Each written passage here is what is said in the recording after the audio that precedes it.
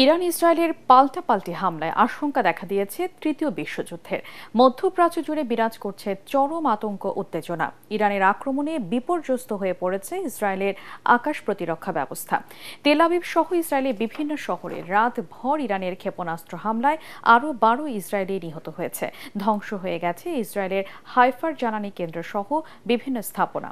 এদিকে ইরানের সঙ্গে চলমান হামলা পাল্টা হামলার মাঝে ইসরায়েলে বড় ধরনের হাইপারসনিক ক্ষেপণাস্ত্র হামলা চালিয়েছে ইয়েমেন। অন্যদিকে তেহরান সহ ইরানের বিভিন্ন শহরে ইসরায়েলের পাল্টা হামলায় মারা গেছে বেশ কয়েকজন। তেল বাণিজ্যের গুরুত্বপূর্ণ পথ হরমুজ প্রণালী বন্ধের হুমকি দিয়েছে তেহরান। বিস্তারিত আশিকুর রহমানের প্রতিবেদনে।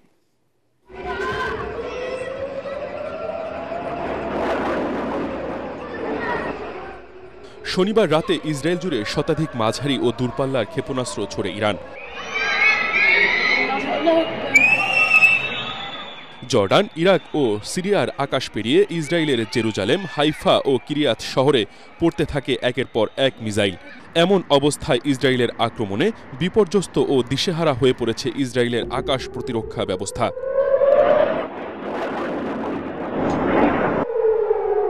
প্রায় ১,৫০০ কিলোমিটার দূর থেকে ইরানের বিপ্লবী গার্ডের ছোড়া মিসাইলে বাত ইয়াম ও রেহেবোত শহরে ধসে পড়ে কয়েকটি ভবন। ধ্বংস হয়ে যায় ইসরায়েলের হাইফার জ্বালানি কেন্দ্র। মারা গেছেন বেশ কয়েকজন ইসরায়েলি। এছাড়া খোঁজ মিলছে না ৩৫ জনের। ভীষণ এসি নিয়ে এলো মানিব্যাগ গ্যারান্টি অফার। ১ মাস ব্যবহার করে সন্তুষ্ট না হলে সম্পূর্ণ টাকা ফেরত। চলমান হামলার মধ্যে ইরানের পররাষ্ট্রমন্ত্রী জানিয়েছেন, ইরানে হামলা চালাতে ইসরায়েলকে উস্কে দিয়েছে যুক্তরাষ্ট্র। তবে ইরানও এসব হামলার পাল্টা জবাব দিতে প্রস্তুত। যুক্তরাষ্ট্রের পক্ষ থেকে ইসরায়েলকে ইরানের বিরুদ্ধে চলমান হামলায় সহায়তা করার ব্যাপারে অনেক প্রমাণ রয়েছে।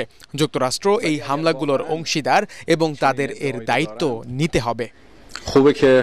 এদিকে ইরানের সঙ্গে চলমান হামলা পাল্টা হামলার মাঝে ইসরায়েলে বড় ধরনের হাইপারসনিক ক্ষেপণাস্ত্র হামলা চালিয়েছে তেহরানের অন্যতম ঘনিষ্ঠ মিত্র ইয়েমেন। রোববার ভোরের দিকে ইসরায়েলের বাণিজ্যিক রাজধানী তেল আবিবে এই হামলা চালানো হয়েছে বলে দাবি করেছে দেশটির সশস্ত্র বাহিনী। অন্যদিকে ইরানের রাজধানী তেহরানে নতুন করে হামলা চালিয়েছে ইসরায়েল। রোববার দুপুরের দিকে তেহরানে বিস্ফোরণের শব্দ শোনা গেছে। তবে এই বিস্ফোরণে কোনো ক্ষয়ক্ষতি কিংবা হতাহতের ঘটনা ঘটেছে কিনা তাৎক্ষণিকভাবে তা জানা যায়নি। ইরানের স্থানীয় সংবাদ মাধ্যমগুলোতে বলা হয়েছে, দেশটির রাজধানী তেহরানের পশ্চিম ও উত্তর পশ্চিমাঞ্চলের আকাশ প্রতিরক্ষা ব্যবস্থা আবারও সচল করা হয়েছে। নতুন হামলা মোকাবেলায় এরই মধ্যে ইরানের সশস্ত্র বাহিনী নানা পদক্ষেপ নিয়েছে। আশিকুর রহমান, এটিএন বাংলা।